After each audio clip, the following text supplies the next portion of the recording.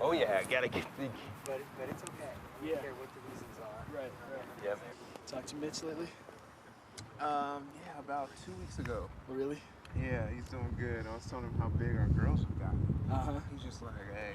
He's like, man, he goes, I know we got one when we get off to college.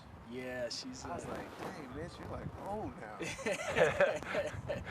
like, I know. He goes, I feel like yesterday you just moved in there and, just moved out here. I was like, I know, it's so crazy, so fast. Yeah, his daughter's got some sweet offers, doesn't she? From some schools. We're gonna interview him in about a week. We're going down to Tennessee. We're gonna follow him around and everything. So that's good. Look, you know what? Let me ask him a question too. Ah, yeah, that's what I'm talking about. Oh, we'll get it. Yeah, we can tape that today. Yes. Okay, remember when you're speaking into the handheld, closer to the mouth the better. All right. We're gonna share this. I'll just give it to you when I ask you questions or whatever. Okay, we are recording in 5, 4, 3, 2, 1. We are here at Seahawks headquarters with the once and future king, the once and future MVP of this league. If you know what this man can do, you know that I am not lying. Mr. Shaun Alexander. Shaun, thanks for joining us today. Hey, thank you, bro. How's it going? Pretty good, pretty good. It's a little heat, but it's nothing like the South, though, right? Now in the South, you see Satan down there drinking lemonade. Here it's just hot for us. It's not really that bad. Well, but did you have teammates or whatever from out west or what have you that complain about heat, and you tell them, hey, wait a minute? Yeah, it's funny. Every now and then you get a couple guys from California that think it's hot out here, and we just kind of laugh and be like, it's like vacation out here for us. But but most of all, everybody's kind of been on trips now. Guys up here have been able to afford a nice little trip, so they kind of feel real heat now. Right. Well, we got a new season coming, and last season was quite a challenge. But, I mean, hey, considering everything, you guys did really well. You had an injury to contend with. You got back. You got a chunk of yardage considering the amount of games that you played, and then you guys almost made it to the NFC Championship. So coming into this new season, what are your personal goals? I'm always interested because you always have them. So I'm always interested in hearing what they are. My goals are high like every other year. The first one's always to be better, have the best year of my life, and that's always a goal, So sometimes it's in blocking or running or catching and getting faster and stronger and getting smarter in the game. So those goals are still the same, but then stats-wise, it's up there, Usually if I tell everybody I want to have the best season I've ever had, it kind of sets you in the right direction. But they're extremely high this year because I think that we have a team that's talented enough to go and produce great things. Now, you know how the media is, Shaun. I mean, whatever the latest, greatest thing is, and they forget the past. But Shaun, I mean, you were hampered last year by an injury. You still did really well. And, you see all these fantasy games and all these things. They're not really talking that much about Shaun A. Yeah. And I'm just thinking they're forgetting a little bit. Is that a motivator for you?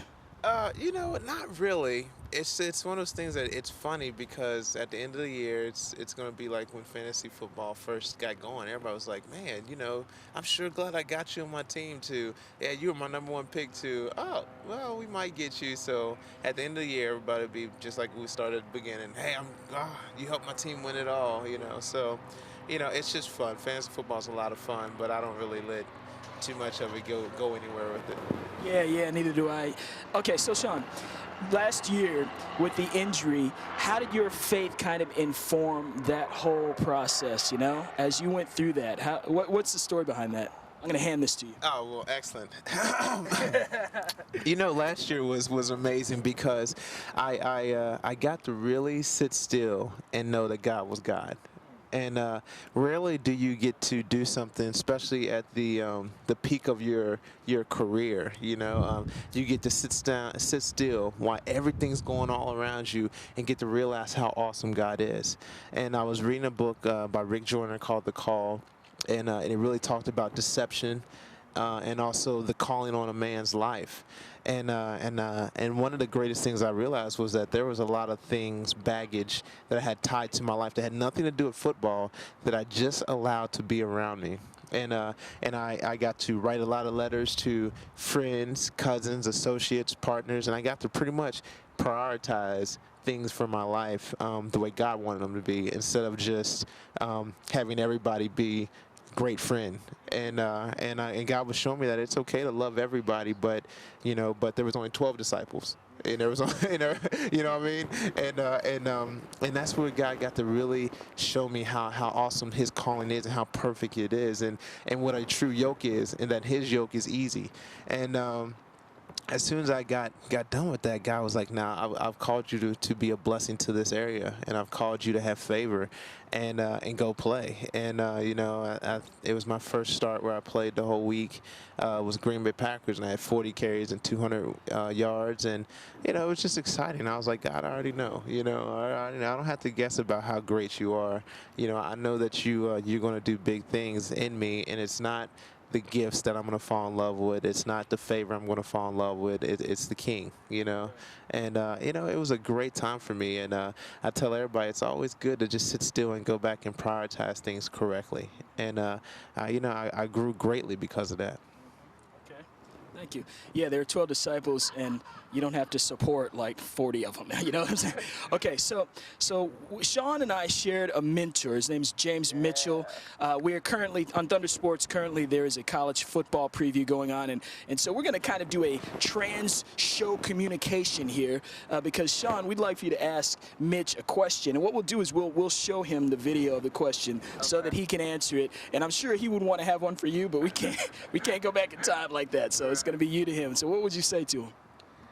Gosh, I'm always interested in, because now, being an off-breed of James Mitchell, I now mentor many young men also, and I'm always trying to motivate them to go bigger and to be unwavering and to be steadfast, and that's the things that James taught me, was to be forgiving. So I'm always interested in, James, what do you do when a man of God that you love, that knows the truth, when they just seem like they're not getting it, when you know that deception is all on them, what do you do? I know you love them because you love me when I was going through deception, but how do you handle it now in '07, because it seems like it's even greater than when we first met when we first started our mentorship in 2000. So it's 7 years later, but there's now even more curses and more deceptions that Satan's putting on people. So how do you handle your new young men and you new little brothers, your new mentees of 2007 with the great deceptions that Satan puts on people? All right, and Rich is Keep your mic. Just hand him this mic. All right, let's just go. Yeah. Oh, I keep this? Okay. Yeah, you can keep that. Excellent. Since you got it all warmed up and you're all ready to go, we can just keep that. What does it mean to you to be a mentor, Shaun? To me, it's the greatest gift that God can give you, because it was the last thing that Jesus said. It said, "Go and make disciples." And so to be able to know that that's a calling in your life, and to know that there are young men that are going to change hundreds of thousands of people's life because of the words that God's given me to teach them, it's a great honor. What's it like for you when you see that light go on in some, that expression on somebody's face, like, I finally got it. I understand that point. It's amazing because I always ask people, whether it's somebody I mentor or somebody I don't mentor, I'm like, well, hey, when was the point where you were just like, hey, I'm no longer going to even play around with sin? Like, when was that point in your life where you made that decision? And it's amazing because some guys have never thought of it like that before. And I was like, well, that's where real men of God go. They go to a point where sin is no longer an option. And I love when my little brothers, that's what I call the guys I mentor, I love when my little brothers hit that point where I'm like, oh, so what are you going to do about this? And they're like, you already know what I got to do, because it's no longer an option. It's no longer, hey, if sin is on the goal line, I'm not going to just run to the 2. Well, it's just not even an option, so we're just going to be on the other side of the field from now on. And I love when that happens because it so excites me, because they will finally be able to walk in God's perfect will when sin no longer becomes an option. It reminds me of the passage Philippians 4, run that race in a way to win, not just to be satisfied about crossing the finish line in any way possible. Joshua 1:7, it says, be strong and courageous, obey all the laws my servant Moses gave you. Do not turn to the left or to the right, and everything you do will be success. And I always think, like, gosh, he didn't even say just don't go to the left or don't go to the right. He said don't even turn. You know, and that's what I think. I'm like, wow. He's like, you can't even look over that way? Well, it's not that you can't look, but God's saying, why? I got everything that you need. You know, everything is in my word, and that's what the Moses' words were, was the Bible back then. You know, so that's the same way it is today. You know, like, just don't even turn to the left or to the right. You know, everything is on a straight path, and the thing is, you got to fight to stay on that path, and that's okay. Have you ever had a moment on the football field, you know, like when you're running down there and you're going to score, man? Have you ever had anything like that pass through your mind, like you just talked about? No, you know, normally football's so physical. You know, I always think of 1 Corinthians 9:27. No, I beat my body and make it my slave, so after I preach to others, I won't be disqualified from the prize. Because I think that the prize is God's victory and God's perfect will. And I think that at times, you know, you got to tell your own self, like, man, I know my body's saying, just chill, you know, you don't want the MVP. You ain't got to go do this practice, you know. And your body will try to feed you pride. Your body will try to feed you everything that says it's okay to not give your best. And I always say, I gotta beat my own body up, you know, and make it my slave. Because after that, I'll be able to even though I'm preaching to others, and I think people sometimes forget that even though you know the word and you can teach to other people the word and you can tell other people the truth, it's just a gift from God. So you really don't get no credit for that. You know, you still got to work out your own salvation. So and if you don't, then you're going to be disqualified from the prize, which is God's glory, and I want that. Great. Chris? Mm-hmm. Well, Shaun, thanks a lot. And last year in Detroit, in closing, I had a little bit of a wardrobe issue. You had outclassed me with a suit from Italy with the pinstripes, lovely or handsome. So what about now? Am I is this like a little better, or what do you think? You know, you're definitely matching with the blues. I mean, that's hot. You know, that's hot. You know, Here we go. you know, when, you know, sometimes. God help him now. God help him.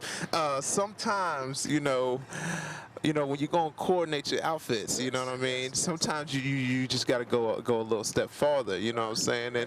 And you know, so the blues are good, you know what I mean? The jeans, I'm sure they rock that, the jeans with the blue. Yeah, you straight for the day, you know what I mean? You know what I mean? I got on the t-shirt, you know what I mean? Sweats, you know what I mean? But you know what, really, I'm just not really. Y'all rocking the blues together? That helps a lot. That helps a lot. It does. It does. It helps a lot. It helps a lot. They probably cousins. Called each other up on the phone before they got here. Hey, you got the blue on? No, with the buttons? Yeah, you know, everybody has their own little things, you know, whatever. Okay. All right. Always fun with Shaun Alexander. Shaun, we are behind you 100%, praying for you this season. Thank you, bro. So hope it goes well. Back to you guys.